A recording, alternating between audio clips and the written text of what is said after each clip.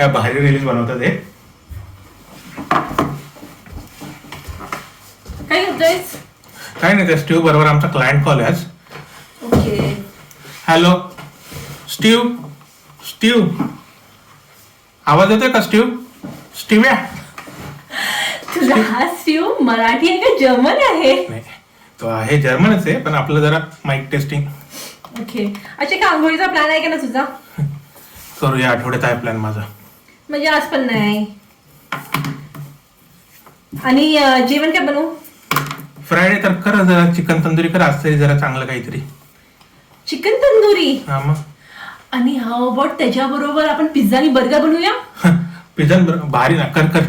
है ना. आणि त्याच्या सोबतीला जॅपनीज सोशी. भारीच प्लॅन आहे.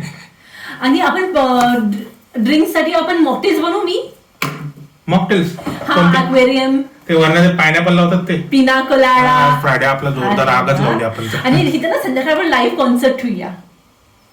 What do you think? Live concert आहे इथं. हा. आणि संध्याकाळी आपण चुकीतल्या घेऊन डेक 16 वरती ना स्विमिंगला पण जाऊया. जाऊ ना, कळालं मला. जाऊ जाऊ. हा, काय म्हणतो सिद्धेश, 2 आठवड्याला क्रूज वरून येऊन अजून त्या स्वप्नातच आहेस का तू? भारी येतं त्यातून जरा. आणि हा हॅलो, ते काल रात्रीपासून भांडी आहे ते घासून घे जरा. आला मोठा चिकन तंदुरी पाहिजे. कधीतरी चिकन घेतली आपली गेली. काय मी इथं काम करत बसलोय फ्रायडेचं, आणि काय ते 2 आठवड्यापूर्वी दिवस होते आपले. तुम्ही कुठे चालला? थांबा जरा. लाईक करा, शेअर करा, सबस्क्राईब करा. केलं का? चला मग आता फ्लॅशबॅक मध्ये.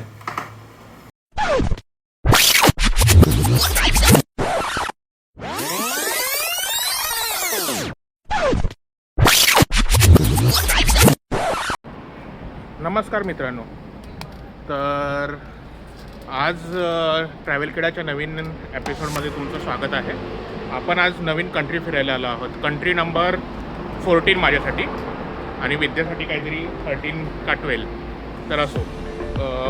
तर काल आम्ही युरोपमधल्या वोल्सबर्गमधनं निघालो जर्मनीतून, आणि परत 5 तासांचा प्रवास केल्यानंतर पुन्हा एकदा युरोपमध्येच पोहोचलो. आणि जेव्हा वोल्सबर्गमधनं निघालो तेव्हा टेम्परेचर होतं -2, आणि आत्ता टेम्परेचर आहे 25. तर आम्ही युरोपच्या अशा कोणत्या भागात आलो आहोत की जिथं जानेवारीमध्ये पण 25 डिग्री सेल्सिअस टेम्परेचर आहे. तर आम्ही आत्ता आलो आहोत स्पेनची एक टेरिटरी आहे, कॅनरी आयलँड, ज्याचं लोकेशन आहे जे सहारा डेझर्ट आहे आफ्रिकेचं, त्याच्या वेस्ट साईडला अटलांटिक महासागरामध्ये. तर इथं आम्ही 7 दिवसांच्या वॅकेशनसाठी आलो आहोत. आणि ही मागे बघत असेल माझ्या, ही यांची सिटी. तर आत्ता आपण ग्रँड कॅनरीला आहोत, आणि पुढचे 7 दिवस आम्ही सुट्टीवर आहोत. इकडे आम्ही एक क्रूज बुक केली आहे. 7 दिवसासाठी आम्ही आता तिथे जाणार आहोत. आता आम्ही तिकडेच चाललो आहे. रेड लाईट ओके, जाऊयात. हां, तर आम्ही आता तिकडेच चाललो आहोत. तर काल आम्ही वोल्सबर्गवरून निघालो. निघायच्या आधी आम्ही एक टेस्ट केली, अँटीजेन टेस्ट. निगेटिव्ह आली, म्हणून आता आम्ही चाललो आहोत फिरायला. तर त्याच्यानंतर आम्ही हॅनोवरला गेलो ट्रेन पकडून. त्याच्यानंतर मग तिथून 4-5 तासांचं आम्ही एक फ्लाईट पकडली TUI कंपनीची, आणि काल आम्ही इथं लँड झालो. तर काल जरा रिलॅक्सिंग डे होता, एक्झॉस्ट झालं होतं म्हणून जरासा आम्ही रेस्ट घेतली, आणि आता आम्ही निघालो आहोत. तर आता 2 तास आम्ही जरा टाईमपास करणार आहोत इथं एका मॉलमध्ये, आणि त्याच्यानंतर मग आमचं 4 वाजता चेकिंग आहे. आता 12 वाजले. तो 2-3 तास जरा टाईमपास करू, आणि नंतर मग क्रूजमध्ये जाऊ. तर क्रूजमध्ये जेव्हा जाऊ तेव्हा एक सरप्राईज आहे विद्यासाठी.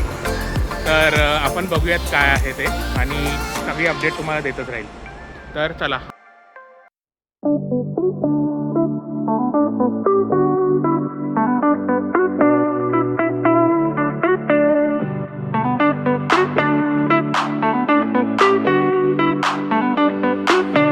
आपल्या सफरीचा शेवटचा भाग जेव्हा प्रसारित होईल तेव्हा आपण ह्या लास पाल्मास सिटीबद्दल किंवा ह्या संपूर्ण ग्रँड कॅनरिया आयलंडबद्दल सविस्तर बोलूच, कारण आपल्या ह्या सफरीचा शेवट ह्याच आयलंडवरती होणार आहे.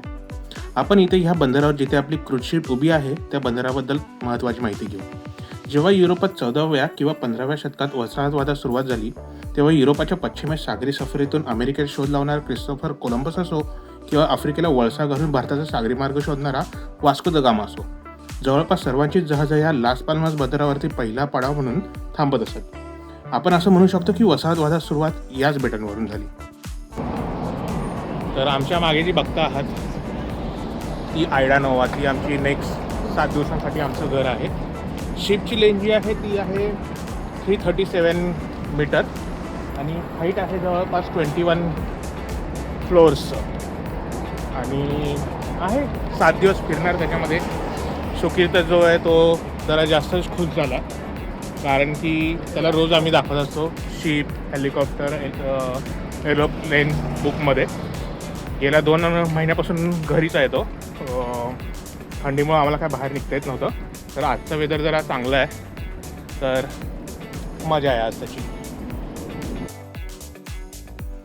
सर्व चेक इन आणि सिक्युरिटी फॉर्मॅलिटी झाल्यानंतर आम्हाला ही प्रत्येकी एक अशी 3 स्मार्ट कार्ड्स देण्यात आली.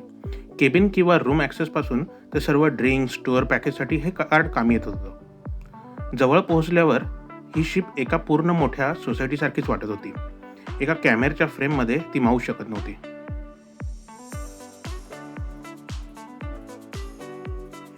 शिपमध्ये चढण्यापूर्वी आमची पुन्हा एक RT-PCR टेस्ट झाली. त्याचे रिपोर्ट येईपर्यंत आम्हाला आमच्या शिपमधल्या केबिनमध्ये थांबण्यास सांगण्यात आलं.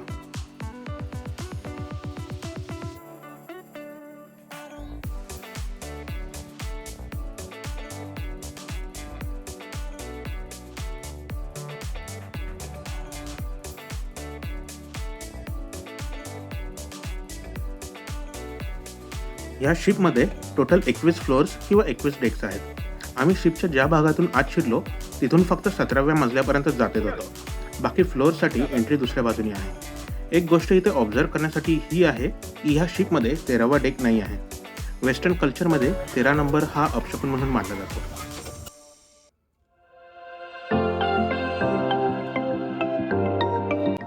या शिपमध्ये आम्हाला जी केबिन मिळाली आहे ते विदेसाठी एक सरप्राईजच आहे. तर ती आतमध्ये येण्याआधी मी तुम्हाला ह्या सर्व रूमची माहिती देतो.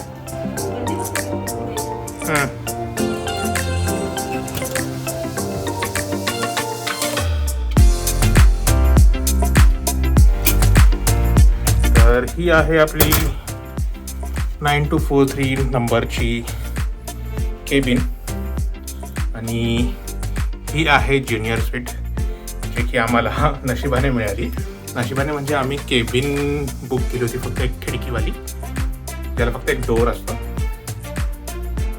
आणि काही कारणामुळे आम्हाला ती कॅन्सल करायची होती, पण त्यांनी आम्हाला अपग्रेड दिली की कॅन्सल नका करू, आम्ही तुम्हाला अपग्रेड देतो. त्यांनी आम्हाला सेकंड हायेस्ट नंबरची एक रूम ऑफर केली. आणि ही ती रूम जी आहे ज्युनियर स्वीट. तर इथं हा सोफा आहे,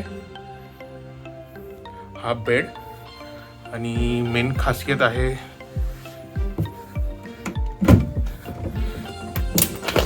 हे केबिन.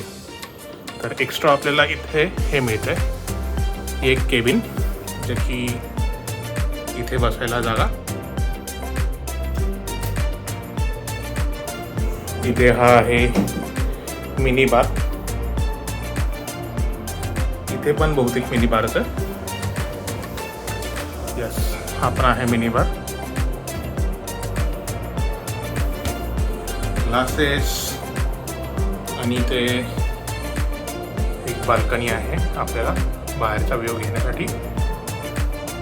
आणि हे जे बघतायत तुम्ही ग्रीन, ते ॲक्च्युली एक स्विंग आहे. इथं तुम्हाला लावता येतं या कोपऱ्यामध्ये, इथे कोपऱ्यामध्ये, आणि नंतर तुम्ही तिथं स्विंग घेऊ शकतात. आणि त्याच्याबरोबर ह्या प्रीमियम स्वीटमध्ये त्यांनी अजून एक दिलं आहे की इथे एक फ्रेश फ्रूट्स आणि वेलकम ड्रिंक म्हणून ही शॅम्पेन. तर हे आहे किंडर बेड. बहुतेक आम्ही हा वापरणार नाही, सुकीर तर काय ह्याच्यात झोपणार नाही, तर आम्ही बहुतेक हा काढून टाकू. हे वेस्ट दिलेत. त्यानंतर ही आहे कपडे ठेवण्यासाठी जागा. तुमचं लगेज ठेवू शकतात तुम्ही. इथे सगळं त्यांनी दिलेलं आहे.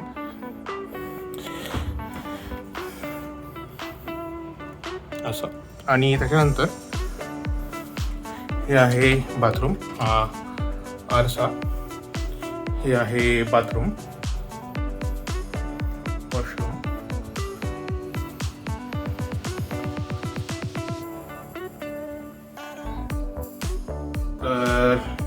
इथे आम्ही 8 दिवस राहणार आहोत आणि ही जी रूम आहे हे विद्याला माहिती. विद्याला वाटतं की फक्त इथं एक केबिन आणि खिडकी हेच आपण त्याला एक विंडो आहे एवढंच आपण बुक केलं आहे, पण त्याला माहित नाही की हे आपल्याला अपग्रेड मिळालं. तर ते आपण आता रिॲक्शन बघूयात. ये आता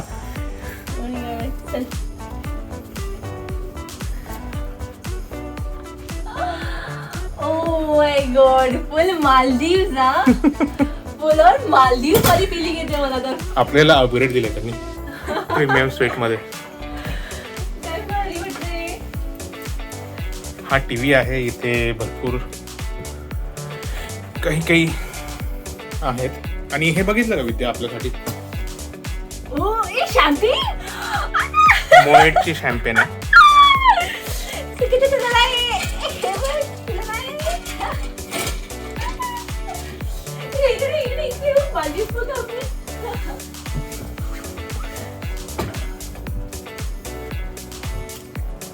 हे बघितलंस का, इकडच्या साईडला हँडल आहे. हे बघितलंस का, हे बघ इकडे. ओ सही आहे यार हे सिद्धेश. काय आणि अजून एक सरप्राईज आहे. हे बघ, हे जे आहे ना, हे इथे ग्रीन ते स्विंग आहे, म्हणजे तिथे लावायचं आणि स्विंग. तर हे माहित नाही. हे बघ उघड. नंतर आम्ही बाल्कनीमध्ये येऊन बाहेरच्या व्ह्यूचा आनंद घेत होतो. तुमच्याबरोबर जेव्हा लहान मुलं प्रवास करत असेल तेव्हा त्यांच्यावर खूप सारी नजर ठेवावी लागते. नाहीतर असं होतं, नजर हटी दुर्घटना घटी. त्याचाच प्रत्यय आम्हाला इथे आला, पण सगळं काही थोडक्यात निभावलं.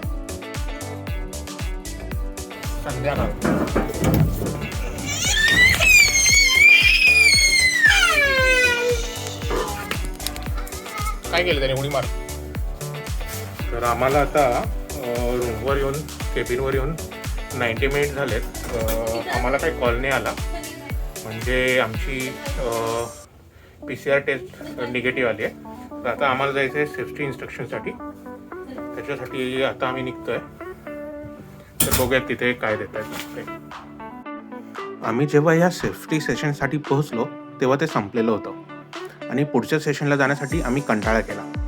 तर हे जे आम्ही सेशन मिस केलं त्याचे कॉन्सिक्वेन्सेस काय होतात ते दुसऱ्या दिवशी आम्हाला कळालं आणि तुम्हाला ते पुढच्या एपिसोडमध्ये कळेल.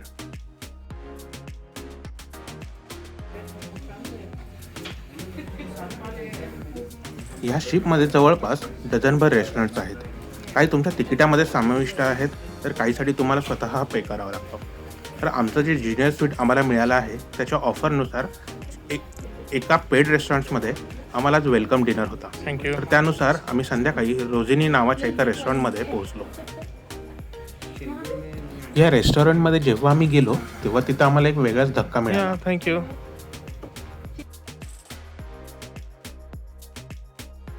ही एक जर्मन क्रूज कंपनी आहे. म्हणजे ह्या शिपवरती जेवढे गेस्ट येतात त्यापैकी 99% गेस्ट हे जर्मन स्पीकर असतात. आणि ह्या शिपवरती भारतीय गेस्ट सहसा येत नाही, आणि त्यातल्या त्यात मराठी तर नाहीच नाही. तर आम्ही जेव्हा इथे पोहोचलो तेव्हा आम्हाला कळालं की इथला स्टाफ जो आहे तो 75% मराठी आहे. शिरतेश, तुम्ही कुठलात? मी पुण्याचा. पुण्यामध्ये बानेरमध्ये. ओके. नाही, आम्हाला चांगलं वाटलं की इकडे एवढ्याला आम्ही येऊन पण आम्हाला असे इंडियन भेटले. आणि मेन म्हणजे कोणाशी मराठी बोलता येते. मला आयलामध्ये पण आता 10 वर्ष झाली. ओके. गुड. ते काय आहे, आम्हाला आता ह्या वर्षी इंडियाला काही जाता आलं नाही. तर एक चांगलं वाटलं की कोणतरी इंडियन परत भेटले. तिकडे आम्ही जिथं राहतो तिथं पण इंडियन्स भरपूर आहेत. नाही, आम्हाला पण तुम्हाला भरपूर. थँक्यू. कधी नव्हे ते एखादा मराठी माणूस या क्रूज शिपवरती गेस्ट म्हणून आलाय, ही बातमी तिथल्या स्टाफमध्ये वारासारखी पसरली. मग काय, पुढची सगळी 8 दिवस आमची चंगळत झाली. खूप काही कॉम्प्लिमेंटरी मिळाले, सगळ्यांनी प्रेमानेही मागवले. मध्ये जेव्हा 26 जानेवारी आली तेव्हा सर्वजण येऊन आम्हाला प्रजासत्ताक दिनाच्या शुभेच्छाही देत होती. तर रोजिनीबद्दल मेन म्हणजे कसं होतं की तिथे जेवण आहे ना, लाईक तुम्ही आपण जितकं आपल्याला दाखवतात ना 5 स्टार्स हॉटेलमध्ये एकदम लाईक डेकोरेटिव्ह आणि एवढंच असतात ते, पण असं वाटतं अरे एवढ्यात काय होणार आपलं. मेन म्हणजे मला हे होते अरे एवढे जेवण कोण जेवतं. कारण 5 स्टारमध्ये आपण दाखवतात की अरे इतकी मोठी प्लेट आणि जेवण एवढंसं आणि ते दिसतं ऍक्च्युली प्रेझेंटेबल खूप दिसतं ते. पण मला असं वाटतं एवढ्या जेवणावर काय होणार आणि टेस्ट कसं असेल आणि हे सगळ्या गोष्टी. But to my very surprise ते खूप चांगलं होतं जेवण आणि खूप फिलिंग होतं. असं नाही की जर तुम्ही स्टार्टर्स टू लाईक त्यांचं जे असतं स्टार्टर्स मेन कोर्स आणि डेझर्ट जर मी ते तिन्ही आपण म्हणजे जो आपण खाऊ तर तेव्हा ते ना फिलिंग पण असतं आणि टेस्ट आहे ना तुम्हाला ऍक्च्युली कुठे भेटणार नाही. म्हणजे ते म्हणतात शेफ जो असतो ते कलाकार असतो जेवणाचा, तो खरंच असतो ऍक्च्युली. कारण की एक एक मायन्यूट डिटेल त्यांनी इतकं व्यवस्थित सजवलं असतं आणि विथ टेस्ट. असं नाही की फक्त काहीतरी ठेवलंय किंवा काय, विथ टेस्ट आणि विथ मायन्यूट डिटेल्स. आणि त्यांच्यात एक त्यांचं शेवटचं एक डेझर्ट होतं कॉफी फिलिंग राईट. तर ते कसं होतं एकदम मूस ऍक्च्युली मूस सारखंच होतं ते आणि त्यांनी ते रोल केलेलं म्हणजे एकदम डेलिकेट. ते खूप सॉफ्ट होतं पण त्याचा रोल कसा केला ते आम्हाला शेवटपर्यंत कळालं नाही. एवढं ते मऊ होतं आणि त्याला वरनं जे कव्हर होतं ब्राऊन कलरचं म्हणजे ते चॉकलेट पावडरचं ते पण अल्टिमेट होतं. तर बेस्ट होतं. आणि तिथं आम्हाला खूप साऱ्या गोष्टी यांचं कॉम्प्लिमेंटरी पण मिळाल्या परत मराठी म्हणून.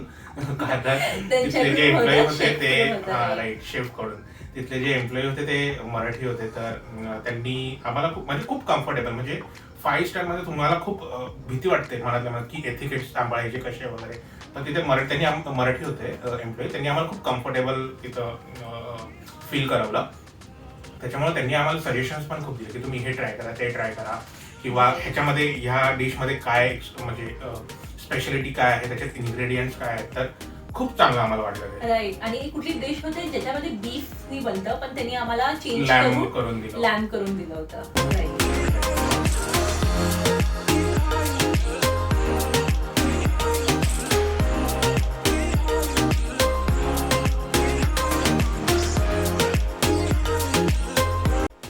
डिनर झाल्यानंतर वेळ झाली होती पुढच्या प्रवासाला निघण्याची. रात्रीचे 10:30-11 वाजले असतील आणि पुढच्या सफरीसाठी ही शिप तयार झाली होती. आता ही शिप निघून पुढचा प्रवास करणार होती मडेरा नावाच्या एका बेटाकडे जे की पोर्तुगालची एक टेरिटरी आहे. दुसरा दिवस असेल तो पूर्ण पाण्यामध्ये असणार आहे. तर तिसऱ्या दिवशी आपण मडेरा फुन्शलला पोहोचणार होतो.